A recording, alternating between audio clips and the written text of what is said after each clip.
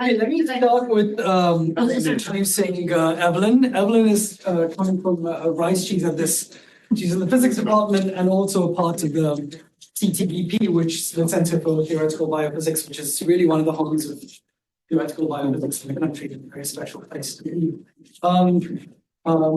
Just by way of background, and then a little bit about how I know her and the science that she does. She grew up in Malaysia, and she then did an undergraduate at Yale, and initially had no intention of doing physics. Was more sort of interested in public health or sort of policy kinds of things. And then she fell into the same trap that I did. We watched these physics. Well, you probably were in the audience, but there's this amazing teacher there, Shankar, amazing physicist. And if those of you who've never come across these lectures, this man is an amazing teacher. And he will make you fall in love with physics, and that's what certainly happened to me, I think, the part of your story. She then did a master's at Cambridge, and then went back at Cambridge, England, and then went back to Cambridge, Massachusetts, and worked with a physicist who I think is one of the sort of great physicists, Sharon Wan, and worked on sort of quantum phase transitions, topological states of matter. And she then started to, actually, I don't exactly know, but she started to transition to questions in biology, questions to do with neuroscience, was then a group leader at Max Planck, and then moved to Rice 3 or 4 years ago. And really, for many of us watching Evelyn do her work, it seems more and more likely that these huge advances that have happened on our insights into topological states of matter, the robustness it provides for quantum computation, it actually might be more suitable for the kinds of graphs that exist in molecular systems in biophysics, though out of equilibrium. So I think Evelyn will teach us about this today. It's great to have a friend visit, and yeah, thank you for being here.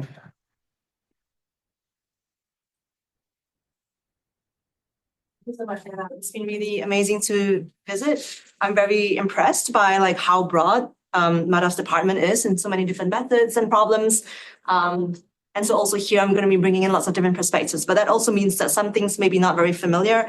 And as Madhav says, we have been so inspired by good teachers. So if something doesn't make any sense, please wave. And I will also try to pause so that we can discuss any questions. So one of the questions that I find fascinating is if you look at biology, if I look at a bunch of neurons and their interconnectivity, I'm like, wow, it looks really different person to person. If you look at the brain networks of you and of me, they look very different. And clearly, these different brain networks can support many similar functions. We are talking to each other. The brain can regulate, coming here from Houston, now I'm stepping into this very cold place. My body can regulate and adapt to all of these things. And so there's a lot of emergent functions that brain networks can support, even despite looking so different from each other, and also given that there's a lot of what looks like noise and randomness when you look at biology. This heterogeneity and randomness is a big challenge for us trying to model these questions about how emergent function can exist. One of the questions that I find fascinating is that of long time scales. So when we have emergent function, we could have it at long length scales, also long time scales. When we think about long time scales, one example is the circadian rhythm. Cycles that exist over 24 hours. And this is something that, again, this can adjust even if days become longer or shorter, I have more sunlight, less sunlight, even despite the temperature, or even memory. These are timescales that can exist for a long time, sometimes lifetimes of human beings, even though maybe the underlying neuron firing is much faster, or sometimes even the lifetimes of neurons themselves are much shorter than memories themselves. How does all of this long timescales persist, even when the underlying chemical reactions or the underlying cellular processes are much faster than these timescales that they support? So I'm very curious on how stable function can persist. And it's a real challenge to model these things, especially because we are trying to model here robust dynamics or adaptation. And there are examples of models that that do think about robustness adaptation that have been worked out, let's say for C. elegans as you're trying to sense, but these are usually for small networks. And there we can start to think about, well, let's try to find a fixed point and things moving back and forth around a fixed point. And again, these are usually few variable small networks when we think about big networks, then and how do we find robustness in such big networks? We're again at a loss. And while when we think about large networks, really, this should be the domain of statistical physics. But statistical physics has really excelled in looking at identical particles, usually in equilibrium, and definitely with much less noise. And so here instead, we have all of these things that are not true. And so our tools that we are used to for statistical mechanics that don't work for these noisy, messy networks. And so here I'm thinking about how can we start to quantify this emergent function that is robust in these big biological networks that we see. So it's a very challenging question. And here we're just starting to use some ideas from quantum mechanics. As Madhav was saying that, here, like my journey in physics has been going to different places. And in quantum mechanics, there's a very, it's a long history of using probabilistic methods in order to look at, again, many electrons or many particles moving together. So here I'm borrowing some tools to think about how this could be useful in a system that is also inherently very probabilistic, such as biological systems. And to think about how emergent function there could exist in these systems. And given that there's so little theory for big networks and robustness in big networks, why not? Why don't we look around and see how we can use ideas and tools from different places to model some of these things? So what I'm going to try and do today is to look at some of these processes. I'm going to be talking mostly about a circadian clock, then also a little bit about mitosis, which is where chromosomes have to split into two so that cells can reproduce by splitting apart with those two sets of chromosomes.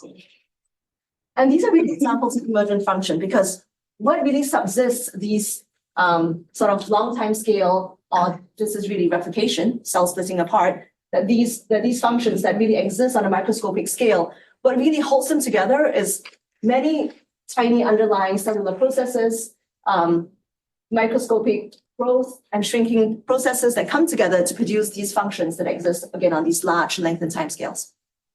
This is an example of emergent function, which is so fascinating in biology and quantum and many other domains. Where we have really many parts that act together to get behavior that is qualitatively different from just adding up the sum of their parts. And the perspective that I'm going to be bringing today is that of topology, which again has been sort of developed in quantum systems, and to think about robustness, especially, and as a very powerful way of dimensional reduction on the edge of a network. And here we have made the first steps in adapting these methods to describing biochemical networks. So what I'm going to do today is to use microscopic examples to show you how we can construct these networks, and then to zoom out and to see how we could describe what new theory and what new physics this could bring. And what is the underlying building blocks for some of these microscopic processes? That is really some typical chemical reactions that exist all the time, simply by consumption of ATP or GTP. So there's many of these processes in the body that happen all the time. We have breakfast, and this builds up our store of fuel, and this is really a resource in which that powers many processes. For example, this fuel cycle over here. This is a very common motif that's seen in a lot of places. Again, examples: metabolism, sensory systems, etc. It's really a simple phosphorylation, dephosphorylation reaction. And you would look at this, you would think there's two states. There must be some this should exist in detailed balance, but it doesn't. And that's because there's also enzymes that again draw on chemical energy in order to push the states to one side and then to push it back again. So instead of being in detailed balance, this little motif is always going in a flux. And that is expensive. That consumes a lot of energy. In fact, these cycles are called futile cycles because they consume a lot of energy to go right back to where they are. I mean, in some sense, it's like running your car and the engine is going, but you don't seem to be going anywhere. And so it's shocking. From sort of a human designer's point of view, why would the body or biology in general use so much energy in order to do something that seems useless? And yet this shows up in so many different places. And I think one theme of this talk is going to be that biology often does things that seem counterintuitive to what how a human engineer would design things. And one of our hypotheses is that maybe these seemingly wasteful motifs could actually have another benefit, which is the robustness of biological systems that we see. Biology is not a single purpose object, but we can flexibly adapt to do so many different things. Yeah, I have a question. Yes. So you're saying this is like a wasteful motif and it's surprising. Is it surprising? What if the energy cost to go from off to on is so much higher than just leaving a system idling between these two states? From a design perspective. That has been one hypothesis, and I think maybe we also see this in neurons. So for example, neurons, even when the brain isn't doing anything, it's often have some low level of firing, it's never off. And so maybe, someone has said, well, maybe it's just good to have neurons firing all the time because then you can push it easily into one state or another instead of having to rev up the whole system.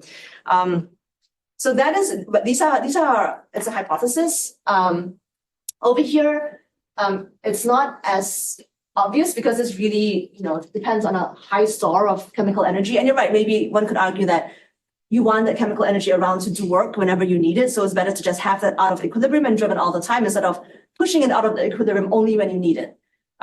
So that could be the case. And I think that these are very interesting ideas. And I think my goal as a theoretical physicist is to try to say well, can we make some of these ideas, can we put this in a model? Can we actually analytically describe some of these ideas that have been around and quite likely make sense? But how can we actually test and probe and connect these ideas to actual microscopic or biochemical motifs so that we can go into the lab and test them potentially? But thank you for the first question. This is wonderful. I'm very happy for questions. So please keep them coming. And this is my plan. I'm going to show you, as I said, to build out of those futile cycles, our network, to show you where the topology comes in, which is to really provide this dimensional reduction that I showed you that can be robust. Then I'm also going to show how we apply that to a model of the circadian clock. And then, depending on time, and we don't have to get through all of it, this brings about very fun new theory, and then also what's the potential for looking in real systems and testing some of these ideas. Yes. Just before you move on, I'm just curious how you're quantifying or measuring what makes a function robust or not. Yes. So there's many different ways to quantify that, and I would say that this is not, again, I feel like we have so little theory on this. We have one or two examples that we can construct. There is no general theory, so everyone probably has their favorite way. I would say biologists probably think about this very differently because biologists see how, given very specific environmental changes, organisms adapt and pivot. From the physicist perspective, I will also show you an example of what robustness means in our systems. And yeah, it's the age-old question of how to connect our theory and concepts to real-life changes. I think that's the fun part of being interdisciplinary and thinking about how the different definitions of robustness could connect. But I will show you an example of what I mean by robustness or what our models can do in a few slides. Okay, great. So let me build the models for you. So I had said that these futile cycles are the star of the show. Here we have two of them. Here we have two. This is a hexamer made of 6 monomers. So each of these molecules, and each of these monomers has 2 possible phosphorylation sites, a yellow and a pink. And so here you can see that on this lower left, it becomes as a pink phosphorylation, and then an orange phosphorylation, and then a pink dephosphorylation and orange dephosphorylation. So it's basically a futile cycle times 2. And we are also, counting the state space of the system by counting the numbers of phosphorylated molecules. So the numbers in the brackets, the first number counts the number of yellow molecules, how many yellow phosphorylations have taken place. Second number counts the number of pink phosphorylations that have taken place. And so the numbers are just counting where we are in phosphorylation, dephosphorylation space. And here we're hypothesizing that, again, these are very driven reactions. It's sort of going around in this extreme limit, just in this very driven cycle. And already you see that already in this very simple molecule, there's just sort of like 6 orange sites, 6 pink sites. It's already a very large phase space because at any given point, the molecule could phosphorylate in either pink or orange or dephosphorylate in either pink or orange. So what that means is that, so let's say we have, let's focus on this particular molecule. Here in this case, it chose this orange dephosphorylation, but it could also have done a phosphorylation on any of the other sides or dephosphorylated the pink one. So now here, again, with this different large state space, we are going to distinguish what it does by an additional label. this little subscript at the bottom, and where ABCD shows which of the 4 choices it's primed for. And so that the molecule can become primed for a particular reaction by some conformational change, some other binding that makes it ready for that particular reaction. And so here, A, B, C, D, it's pink, orange, phosphorylation, dephosphorylation respectively. And what this means is that for a given phosphorylation level, given by the numbers in the brackets, that we can have the 4 different states at any given time of that phosphorylation level, and we can also have transitions between them. So essentially here in state D, this underwent an orange dephosphorylation, but really the system could cycle between the different prime states where if it was an A, it would undergo a pink phosphorylation instead. Yes? What's the bigger purple circle on one of the monomers supposed to represent? So that is something that I will go into later. Here, this is a way of suggesting that there's different conformational change. It could be a way of priming the system, because you could say like, well, what's the difference between these 2 states? Well, then often there's some subtle, conformational change or different kind of change that makes it so that this is subtly different from this, so that in C it's more ready to do pink dephosphorylation, and in D it's more ready to do orange dephosphorylation, for example. Great. And here we hypothesize that besides that those reactions, those solid arrow reactions that go in one way, that these states transition between each other in an opposite chirality. And so here we're positing that given this state space that is fully specified by these 2 numbers and this subscript here, that there's just these 2 types of reactions that either change the phosphorylation level or change the internal label. And all of these reactions can then be laid out in a 2-dimensional space of phosphorylations, where essentially as a 2D lattice, where the 4 internal states then can just be tiled along phosphorylation space. Right here, the horizontal axis is increasing in the orange phosphorylation, and the vertical axis is increasing in the pink phosphorylation. And each time we're just tiling these 4 states as we go along. Like in this tile of blue, where up here, this solid phosphorylation change is this state, I believe, and then this one is this state down here. And so this very large state space, and I'm saying it's a large state space because you can see that, even with this simple hexamer already you have, this should actually go from 0, 0 to 6 by 6, but that's also already hard to depict in this slide. That these are all the reactions between these different states. And here we're simplifying by saying that the black arrows are the ones that change phosphorylation, and then the gray arrows are the ones that just change the internal state. We have just these 2 arrows, so that these kinds of networks can be just built up in a modular sort of, Lego blocks sort of way. And what is nice about these networks is that this is an example of a topological model, and it shows a topological phase transition. And this phase transition actually depends on the relative value of these 2 rates. So we have the black rates and we have the gray rates. Sorry, Evan, just to be super clear. Yeah. Gray broken versus black arrows. What's the difference between those 2? So the black arrows changes the numbers. Yeah. And then and the gray does not change the number, but changes the internal label. Okay. So everything is now, we only have black or gray. Yeah. And one goes one way and one goes the other. And because we have roughly balanced numbers of this black and this gray, you can see that, and because the opposite chirality, you can see that when these 2 rates are roughly the same, the system undergoes, it's just going to undergo some kind of random walk that ergodically explores the whole state space. And so this is simple diffusion, 2D diffusion. This is the vanilla expectation that we have in biology. But there's also a topological transition towards a different regime, a different dynamical regime, and that's when these black rates are faster than these gray rates. And when that happens, you can see that something else happens when the system hits an edge. Let's say the system, wanders down to an edge here. Here it has to move forward. This is faster, so this is more likely. This has to come down here. This is more likely. This will have to go here. It has to turn a corner. And this is more likely, and this has to go here. And so you can see that in time, when the black is faster than the gray, it will only go around the edge. And so this is showing this dimensional reduction of this huge phase space in which there's lots of different possible reactions to just going around the edge of this network. And it's already very interesting because in biological networks that often look like a giant hairball, we ask ourselves, well, how is it that this network, promotes this particular pathway at this time, And this is really a switch that you can see from just diffusion in a whole network to ballistic motion on the edge, which often is needed in order to achieve a specific pathway in a quick time. And besides this transition between these two dynamical regimes, the system also has a nice feature of robustness that I'm going to explain right now, which is now, if we do have, some kind of missing states, obstacles, let's say there's, not enough chemical reagents to be able to achieve this state for some reason, and so that one is missing, but it could go up there, or changing environmental conditions where this is, momentarily not available.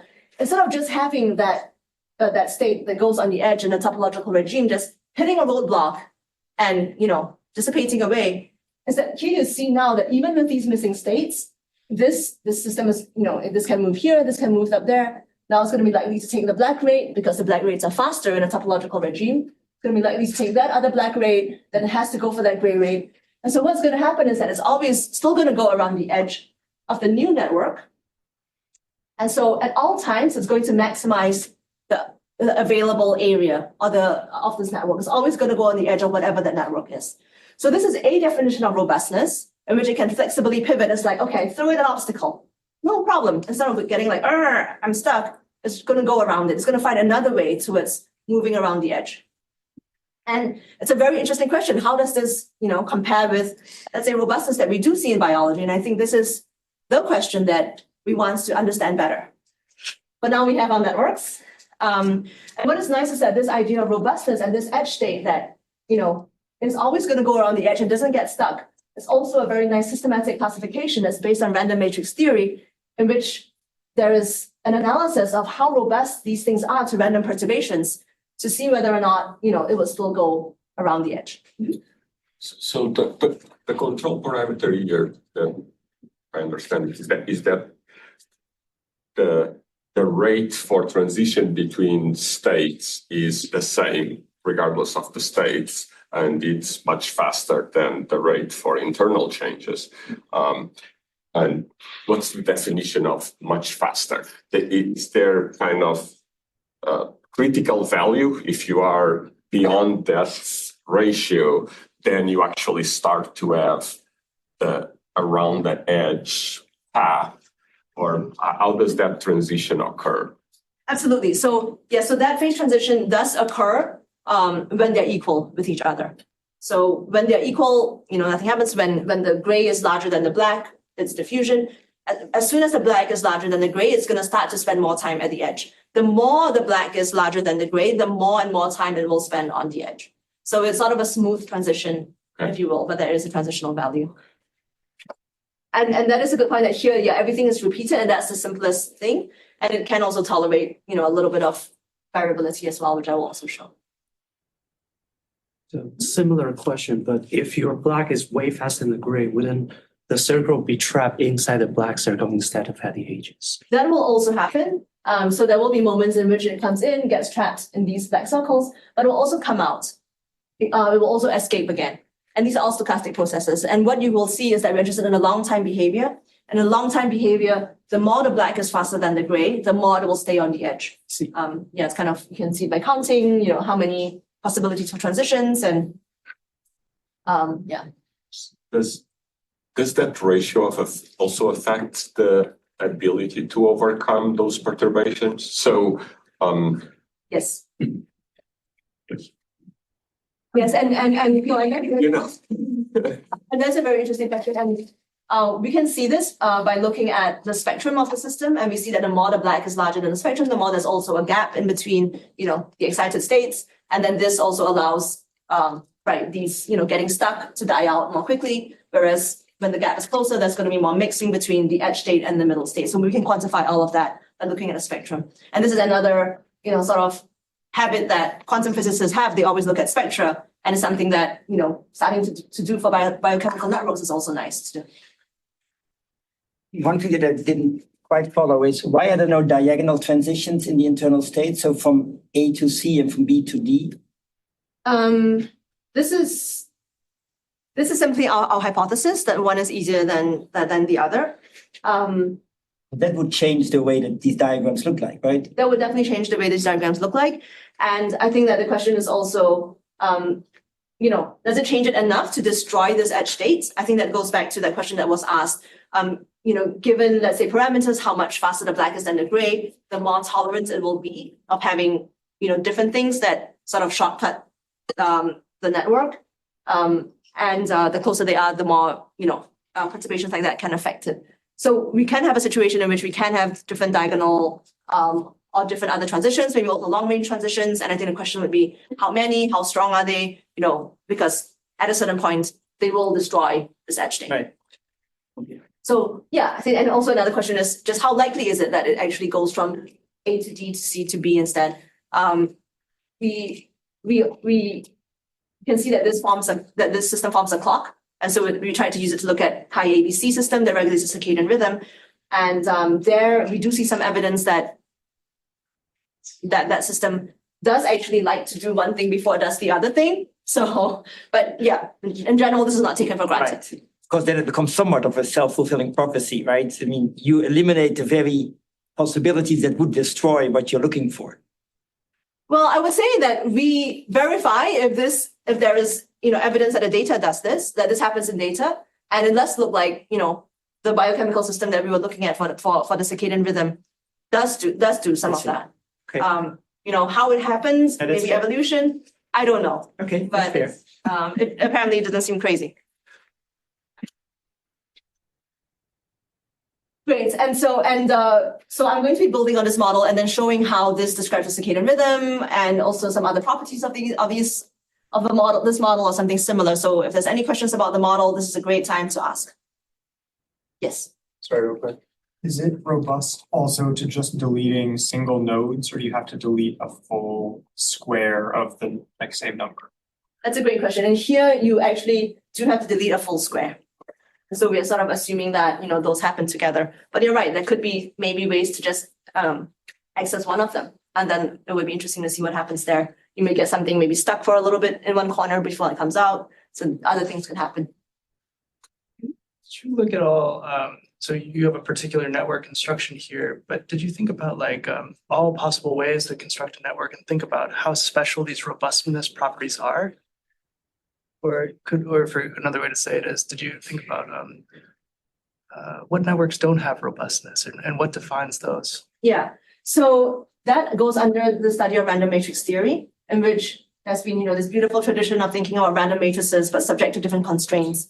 And interestingly, depending on the symmetries of the kinds of systems. So here you can see that the system actually has this very regular kind of inversion symmetry, that things are repeated in a way. And depending on that symmetry, you can get robustness of certain edges or not.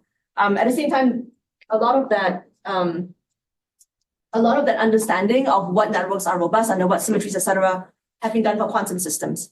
And here in these stochastic systems, there's an additional difference, mathematical difference that makes it so that it's not as straightforward anymore. And there's been some preliminary work that's been done on how true these results are for stochastic systems. But I would say that, yeah, that's an open question. It would be very interesting to see, well, how does this work for biochemical systems?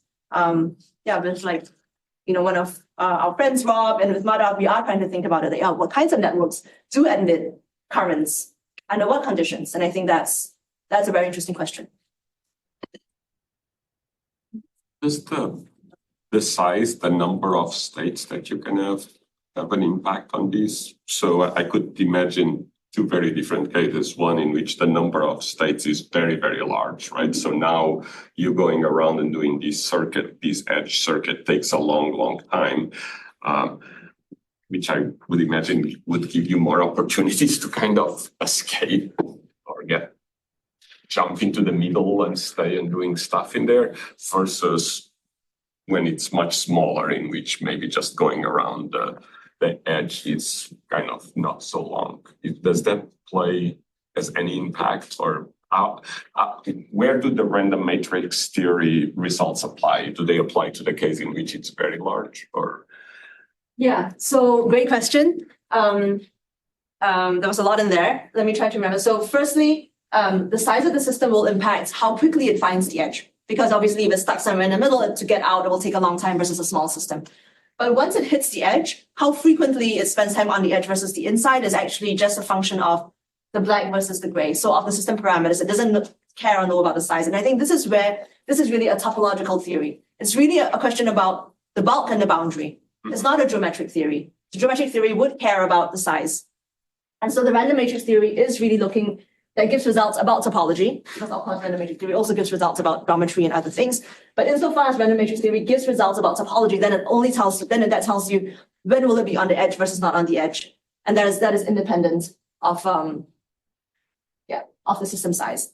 But there is another interesting aspect, is that now that we're thinking about describing a clock, obviously the period of the clock will depend on the system size as well. So that is actually something that's really fun about these systems that I was going to mention later. But in these biochemical systems, these things are just fundamentally out of equilibrium, much more than quantum systems. So you always, you get currents a lot of the time, things are driven. And so now we have clocks come out with different periods that we didn't have before. And so to understand these things is also new. Great, and so now I'm going to show how we can, describe a real system with this. And what is also interesting about this, you can see that here in this very simplified picture, we have just two rates, the black and the gray, which is also nice. And this is a way in which we can try to start to think about things analytically, because if we want to test, predict an experimental probe, we have really like one or two, really the ratio of the black over the gray, there's one free parameter in here, which is nice for suggesting experimental tests. Instead of having like 5 parameters and, you have no idea which one is really affecting the system. So here, the system that we want to study, as you can see that here we're starting to describe clocks, is this molecule that governs the circadian rhythm of cyanobacteria. And it's a hexamer. So now you see why I drew my systems in the way that I did. It has 6 monomers. And on each monomer, there is 2 sites for phosphorylation, the T and the S sites respectively. And what happens is that by day, all the T sites get phosphorylated, and all the S sites get phosphorylated, and then by night, all the T sites get dephosphorylated, and all the S sites get dephosphorylated.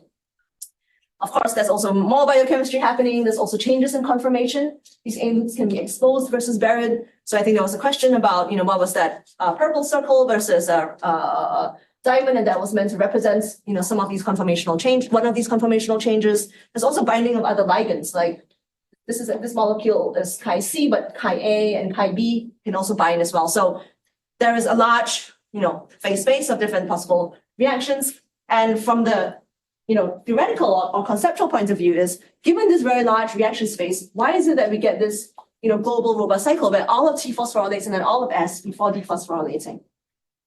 And if you just look at what you would sort of naively expect from looking at the biochemistry, you don't expect this very concerted behavior. In fact, one would, expect that individual monomers would phosphorylate and dephosphorylate, that monomers are constantly binding into hexamers and unbinding into monomers. In fact, if you look at cryo-EM, you see that in the same hexamer, you get monomers with different conformations. So this is really sort of challenging the kind of paradigm. Usually when we are describing how molecules undergo this sort of like, global, like all T and all S phosphorylations, we use like the mono-Women-Changzhu paradigm, which is to say that because of cooperativity, all the T has to bind at the same time and all the S has to bind at the same time, and they sort of have this way of all moving at the same time. But actually, if we look at the data, we see that there's a lot of individual variability for individual monomers, even within a hexamer. So it's not true that they all go, it's completely cooperative. And so given the underlying individual variability that we do see, why is it that in fact, if you measure, lots of molecules, you do see that they all undergo T phosphorylation, S phosphorylation, then T dephosphorylation, and then S dephosphorylation. So there's many models out there, but here we can also use our topological model to model this, where, as you probably foresaw, here our orange and pink phosphorylations are now the phosphorylations for T and S respectively. We can also add reverse transitions for thermodynamic consistency, but that still, respects the same chirality that we had before. And here now we can also suggest mechanisms for which these internal reactions can happen as well. So this could be changing in conformation between exposed and buried, but that could also be binding of ligands that facilitates these internal changes as well. And so this is exactly the same model as we had before, just with the possibility for reverse transitions. And so here we can just write the state space for this. And again, in the topological regime, when the black is faster than the gray, the system will go around the edge. And then this goes to, one of Eric's questions, does it really do this? And so we look at the data and we can see that, for example, that specific internal states are needed for phosphorylation steps. So here we do expect that Chi-A binding will promote phosphorylation. And here we have, it's also been seen that Chi-B binding promotes dephosphorylation. And we've also seen that Chi-A tends to bind to this exposed A loop. So when the loop goes from being barred to exposed, this facilitates then Chi-A binding. So it does seem as if that there's a sequential way in which things happen that is not that this state can happen to make something else happen, but a very particular sequence is favored that then promotes another pathway. And this has been seen in experiments. It's hard to say anything about cause and effect, but at least what is seen seems reasonably consistent with the hypothesis that we are making for the pattern of chemical reactions in the system. Let me just finish on this. And also the other very necessary ingredient that we need, which is that we need these separation of timescales. We need that to be fast black rates and slow gray rates. Also, we see that there are some fast and slow rates, especially phosphorylation tends to be fast because of the consumption of ATP, whereas some other diffusion-mediated reactions are slower. Sorry. To what extent is the directionality prescribed by the rate parameter, the ratio of the rate parameters versus the presence of the ligands? Are the ligands determining the rate parameters, which is therefore driving it? Could you drive this in reverse if you manipulated the bacteria to produce the Chi-B and the Chi-A in the opposite order that they normally do? Or is that something that's totally more or less driven by the... So the ligand binding is very important in some areas. So for example, Chi-A definitely facilitates this reaction. And depending on the concentration of Chi-A, if you don't have Chi-A, this is just not going to happen. I don't know whether you can actually make it go in the opposite direction, but you can probably make it so that the directionality disappears. So we can also change that. And yeah, there's experimentalists who do change these concentrations as well. Great, so then putting this into describing this Chi-C molecule, what you get is that in the topological regime, then this shows this, and the edge state then shows all T phosphorylation and all S phosphorylation, and then all T dephosphorylation and all S dephosphorylation. And what is nice is that this edge state emerges very naturally. Because what often happens in a lot of other models is that, so this is another very typical model that uses this monomer paradigm in which there is phosphorylation and then there's a conformational switch such that then there is dephosphorylation. This is an example for one phosphorylation, so either T or S. And so what has to happen in these systems is that, in these models, is that often they have many parameters. One of the reasons is because they first have to turn on T, then turn off T, then turn on S, and then turn off S, and then the same thing again for dephosphorylation. So you have to keep having things turn on and off. And in general, to get timing correct, it's usually very hard. You have to turn things on at always the right time. So you need a lot of parameters just to control timing in a very specific manner. Whereas here you can see that the cycle emerges without having to have... It's a spam call. Without having to have lots of these different parameters. And it comes out, with fewer parameters just naturally because there's a current going around a two-dimensional space. And then the other thing is that going to the idea of robustness. Here you see that when you have these sort of very well-tuned cycles, if you were to sort of have, a break in one of the rates, then you see that the cycle, what happens to it is not clear. Does it just stop? Can it actually go around the cycle to find its way to continuing? Whereas here there is some idea of robustness. And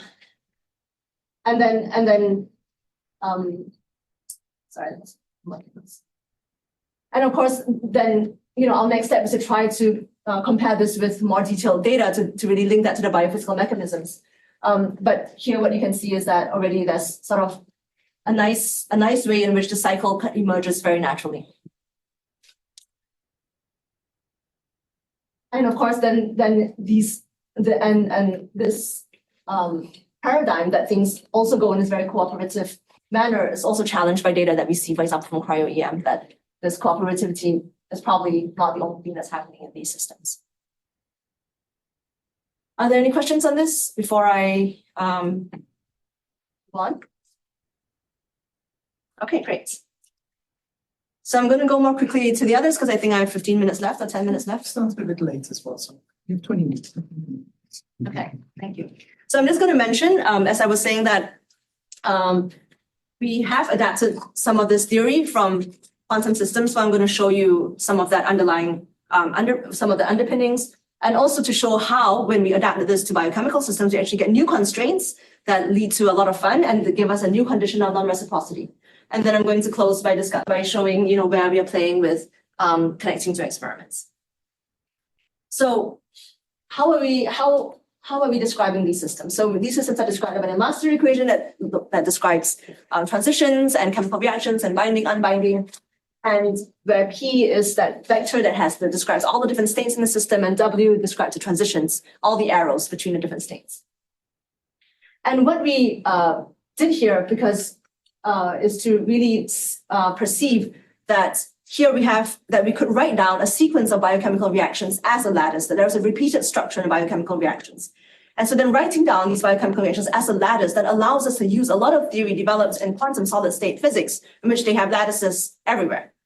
And so here now, using this lattice and this repeated structure, we can then start to use tools. For example, one of the ways in which to identify topology in quantum systems is to look at given a lattice, you can then look at its Fourier transform, which is periodic, and then you can look and see if its eigenvectors have a winding.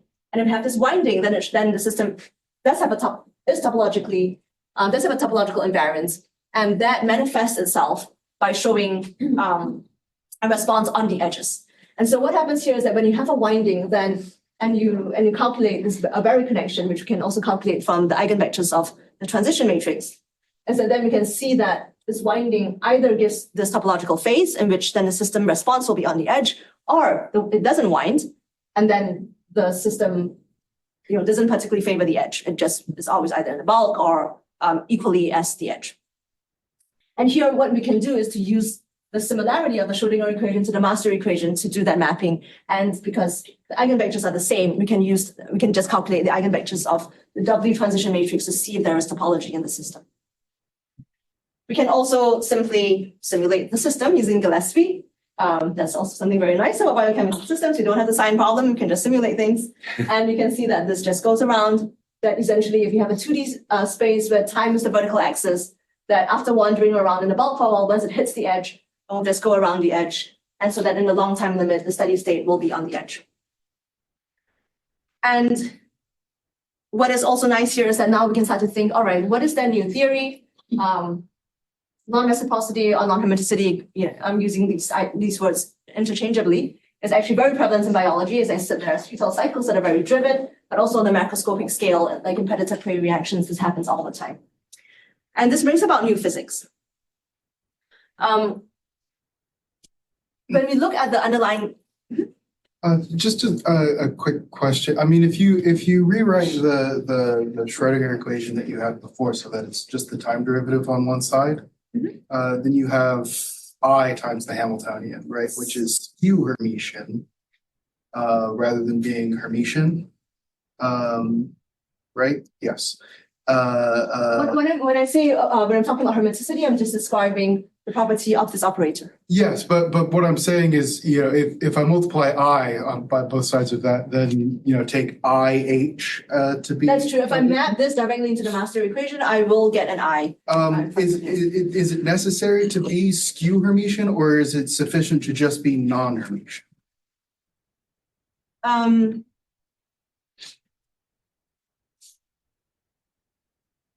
It is not necessary to be skew Hermitian. And what I'm discussing is really properties of how, the fact that we have directed transitions. So that's what I mean by it being non-Hermitian. So I'm really treating this as saying that, look, if we multiply everything by an I, it doesn't affect the eigenvectors. And so I'm not worried about an overall constant. I'm actually worried about what transformations can I make within the operator itself. What symmetries does that operator preserve on its own? Okay. But yeah, there's probably more extensive refinements that one could go into.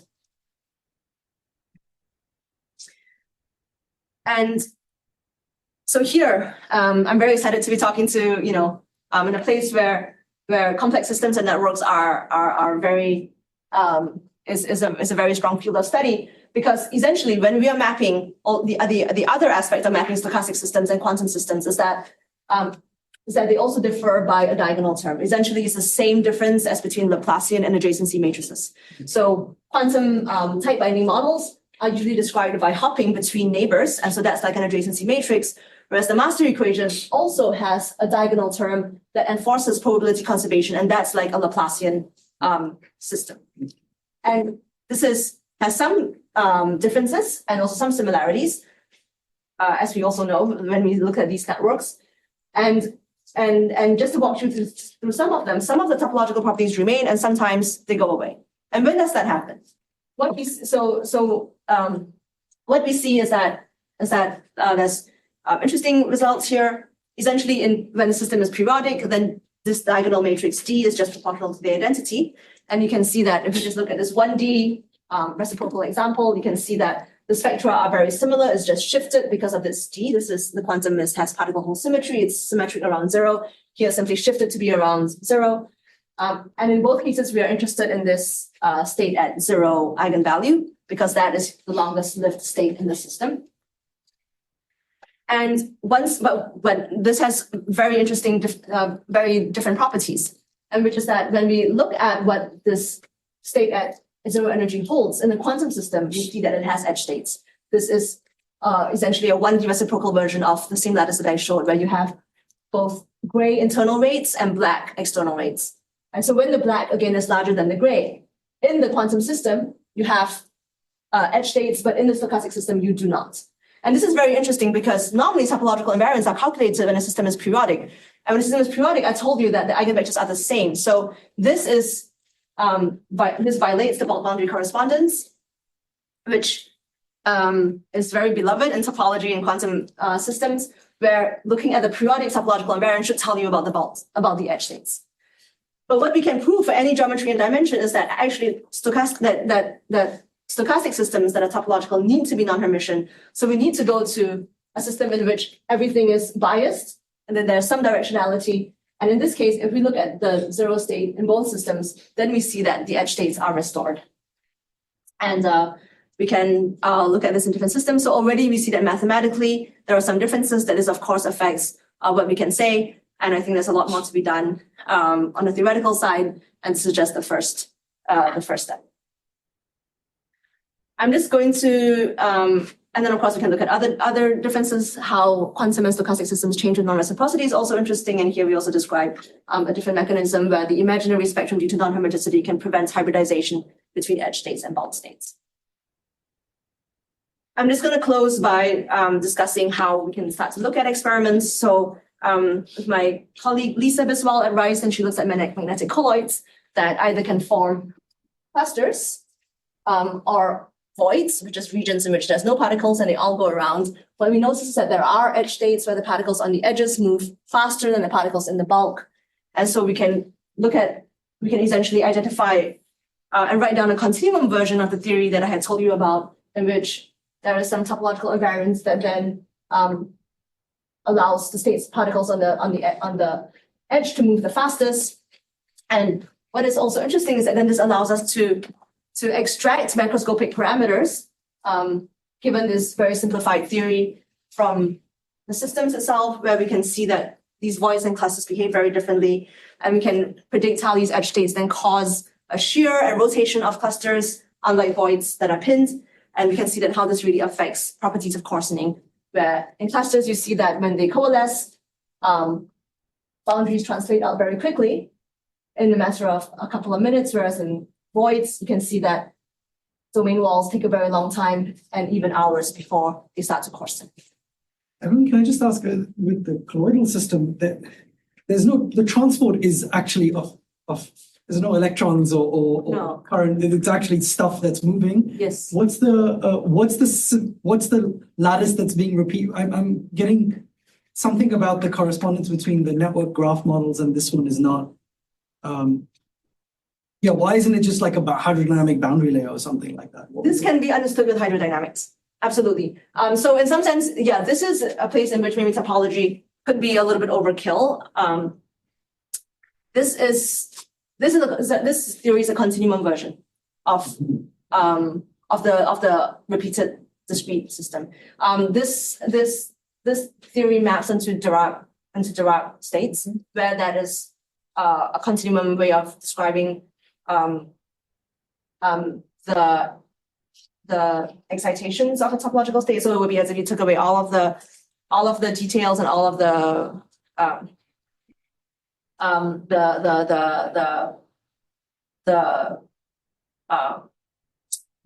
IR. Yeah, all of the details on smaller length scales, and you looked at just what's happening on the long time scale, on the long length scales. And if you look at that, then you see that this is a Dirac theory, and then we can actually map these hydrodynamic modes onto this Dirac theory. And what is nice is just that how universal the things are in different geometries and different systems is a way to unify some of these things that have been seen, but without a language to somehow say that this should happen independent of, again, of geometry dimension.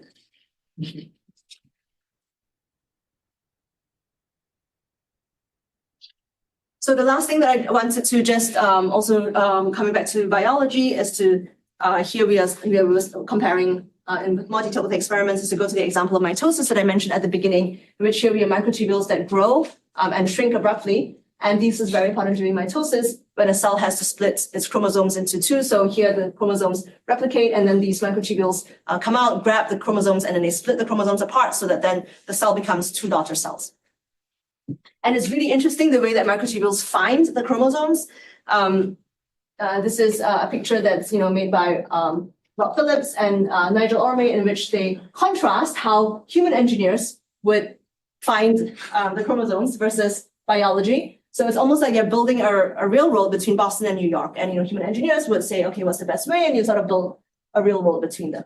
And instead, how microtubules do it is as if you say, okay, I start in Boston, I start laying down steel. Did I reach New York? I didn't. Well, I'm going to pull it back up, and I'm going to start again. And you just keep laying down steel, pulling it back up again and again until you reach the chromosome. And so that's what is constantly happening. It's constantly growing and shrinking, until it reaches its target, which seems crazy. Again, it seems very wasteful, but this is the way that biology does it. And what is interesting, you don't have a map. these guys are tiny. Yeah, you're right. It's successful, but it also implies that maybe we need different theories to understand the way that they do these things. And here you can see an example of the statistics of this. It grows, it shrinks very abruptly. It grows, it shrinks very abruptly. And one thing that's also interesting is that it grows to very different lengths each time. Again, this is not the way that you would plan. You would try to. It's really seems like it's really exploring a very large range of space, of length space, of state space. And what is also interesting is that you can see that that is not a simple single step process. It's not exponential. That there is some kind of a length scale so that it does explore many lengths. And so here we are teaming up. We are using a different model it's a 3-state model to model the cap of this microtubule before it shrinks. And here we are modeling this microtubule by having steps of adding tubulin and then phosphate release and then hydrolysis. And as the 3 steps in this process, and again 3 internal states, which can then be laid out as a Kagome lattice, very similar, where now the edges can show both GTP cleavage and hydrolysis respectively. And you can see that this Kagome model also has edge states in the topological regime. And here what we have to do is to also think about that here, instead of having a very abrupt hard boundary, that these microtubules often that the dissociation starts to increase as length grows. So it's not that it's not like in solid state systems where there's a crystalline lattice that abruptly stops because the lattice stops. But here instead that is often that it slows down, that growth slows down, which is much more typical in biochemical systems, and which is really interesting theoretical challenge as well. That because now we don't have translation invariance that goes along the way, and so we have a soft boundary here that we introduce, in which here hydrolysis happens over a range of lengths. So here it grows, and then here now it's a lot of wandering and it's more diffuse in manner that kind of fades out, and then the cap hydrolysis is completed and then it shrinks. And what is nice is that you can find, a pretty good match after looking at experimental parameters in the literature with very few free parameters comparing with data. We also reproduce this little stuttering phase that has been seen right before growth as well. And also we can now start to have an analytical prediction for when we will get this peak distribution, which is that we can put a bound on how quickly dissociation has to increase with the length of the system. And it's also interesting because sometimes you get peak distributions. There's also experimental data in which they don't see peak distribution as well. So this could be a prediction for when you would see one versus the other. So I'm going to wrap up, and I'm just going to, and this is what I was talking about. Thank you for all the great questions. And I talked about these topological models that show robust global dynamics, the model circadian rhythm, and some new theoretical properties that these systems have. It's been a lot of fun. And here we've been looking also at colloids and microtubules to see how this can compare or tell us something about experimental data. And I want to thank my grad student Changbin and Alexandra, my postdoc Alexandra Nelson, who did a lot of this work that I talked about, and also my external collaborators, Jaime, Lisa, and Joe, and all of you for this great last hour.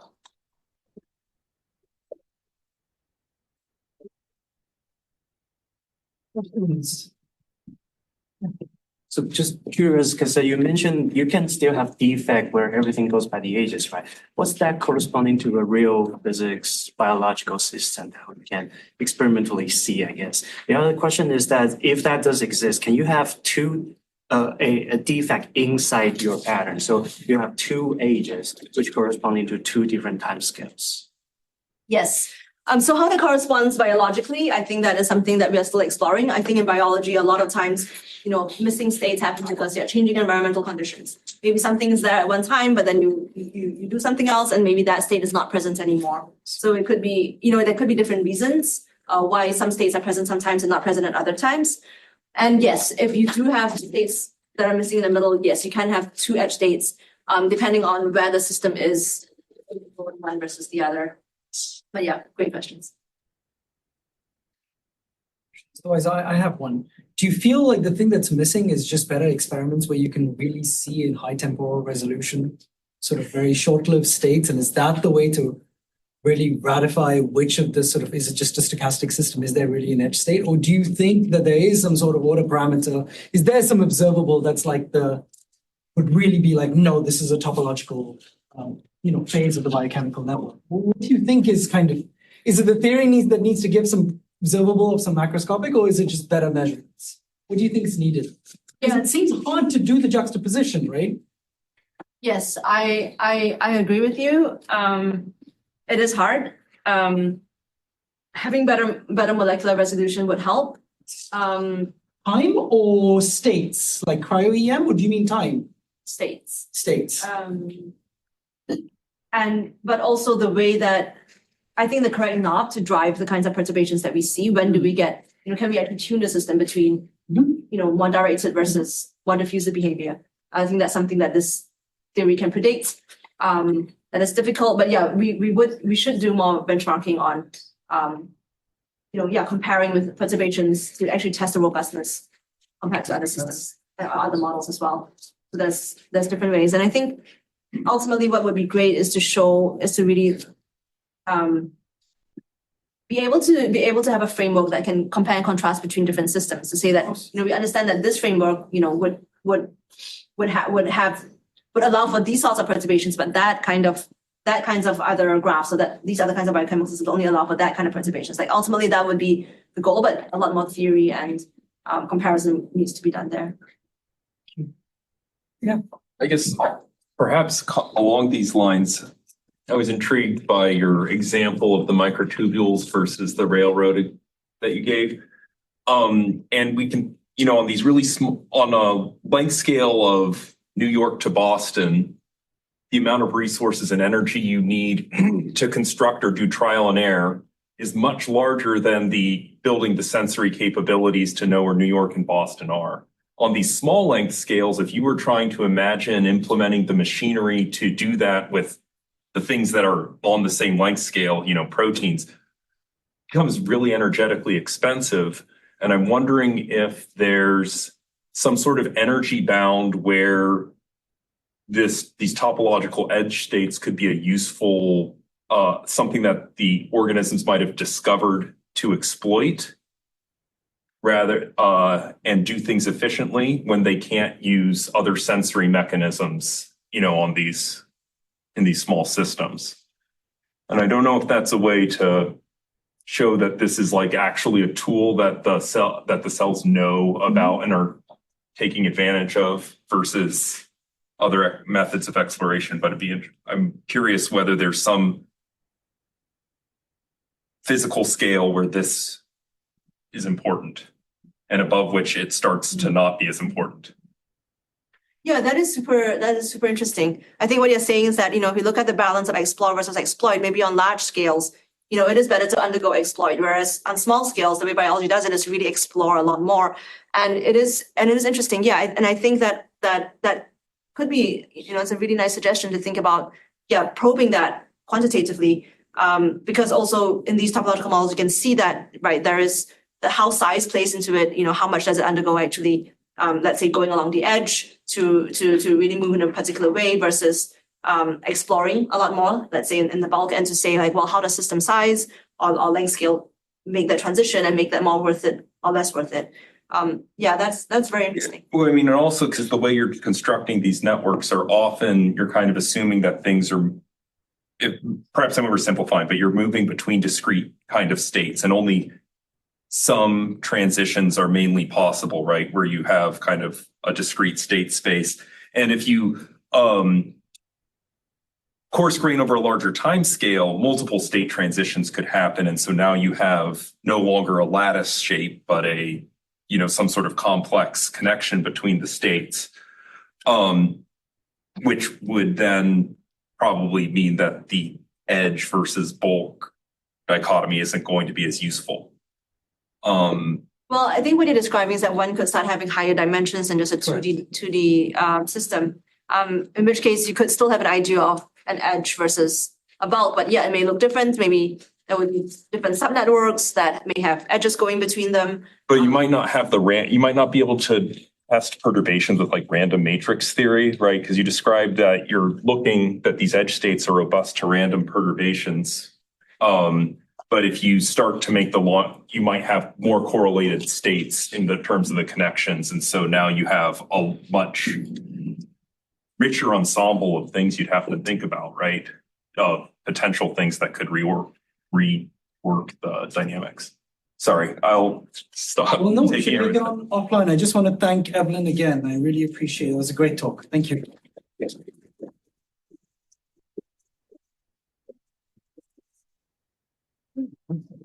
Obviously, yes and no. That's Because very good. even random matrix theory was developed for things that do have correlating features. Okay. As you say, at some length scale, it becomes useful to kind of think about some implications that random matrix theory can take. So, yeah. Yeah. I'm thinking about length scale. What are you trying to ask? Right. I guess perhaps I'm biased against